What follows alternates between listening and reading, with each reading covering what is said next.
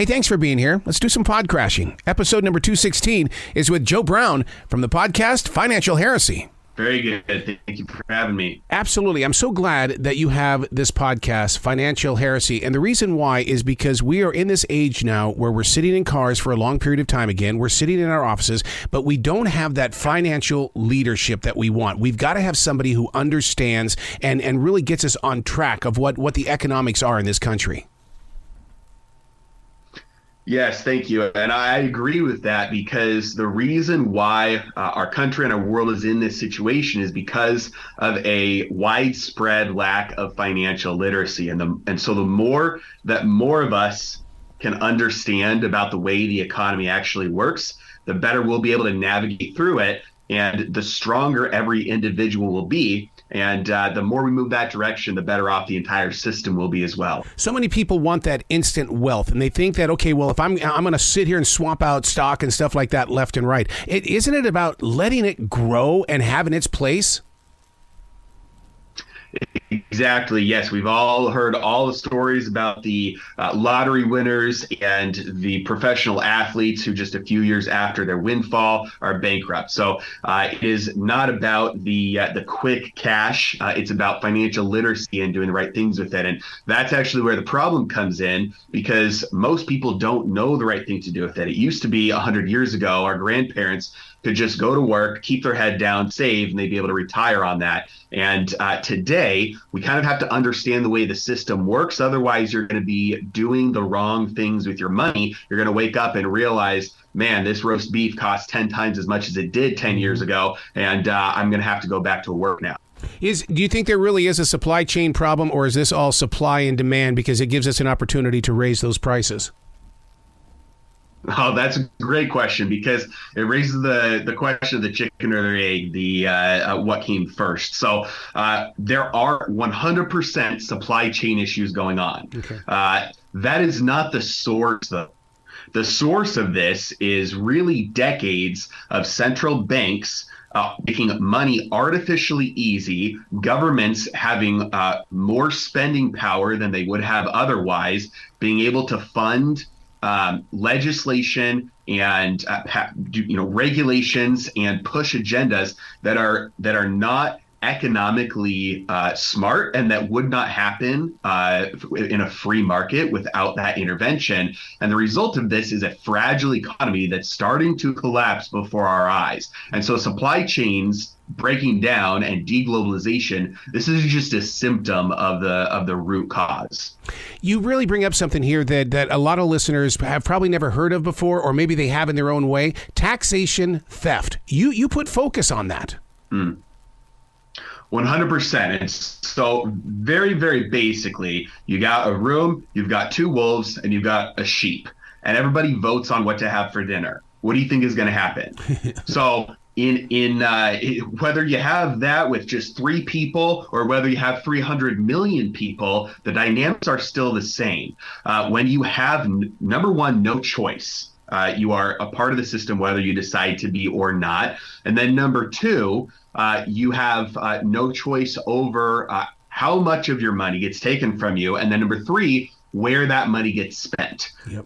By all definitions, that is theft. Now, some people say, well, that's still for the greater good and we should still do it. And that's fine. That's a different discussion. But it's important for people to recognize the money's coming out of your paycheck no matter what. You try to leave, it's still coming out of your paycheck. You try to expatriate, it's still going to come out as your exit tax. And no matter what, you don't decide how much money gets taken away from you. No matter what, you don't decide where it goes. And so if somebody came into your house, took your stuff, and decided to give it to their buddy, you'd call that theft. Same thing is going on with your W-2 pay stubs. Yep.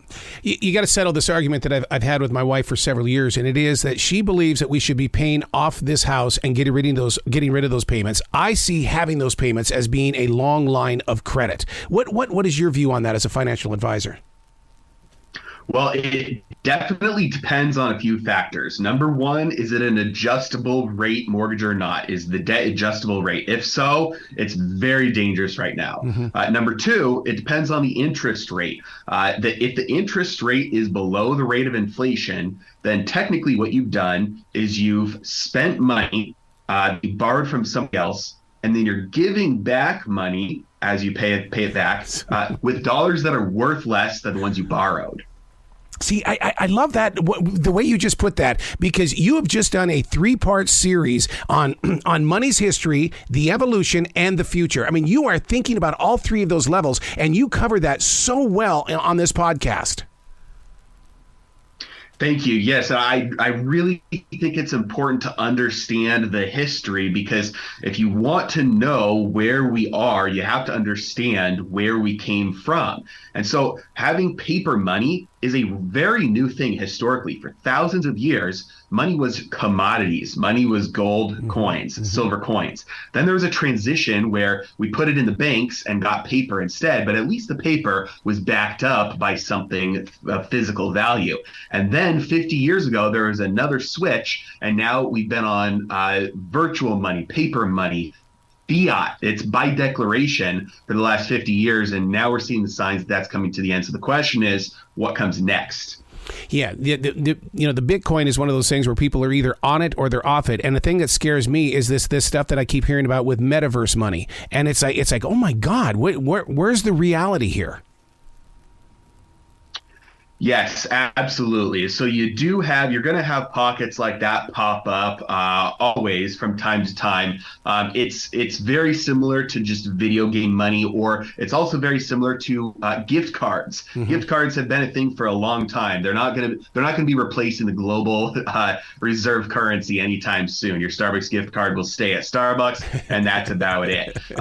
Something like Bitcoin, we are seeing major moves. We're seeing countries like El Salvador saying, "Hey, this is the next. This is our reserve currency. This is our legal currency here." But we're also seeing other things take place where countries like the BRICS countries, like Brazil and Russia and India and South Africa and China, are saying, "Hey, we need a currency that's backed by gold and oil." And so we're seeing some competing systems start to pop up around the world. Is it ever too late to jump into the money game? Because I know I've got listeners that are 50 plus and they haven't thought ever about investing. It is never too late to jump into the money game, because a lot of people will always look back and say, man, if I would have just done this 5 years ago, 10 years ago, 15 years ago. But having that attitude is the same exact attitude that you had 5, 10, 15 years ago. And so it's in the past. You are unable to do anything about it. The only thing that we can do is control what we do in the future. And the fact that you have hindsight means that you have a better perspective going forward. And that's what it's all about, understanding history to better understand what's coming in the future.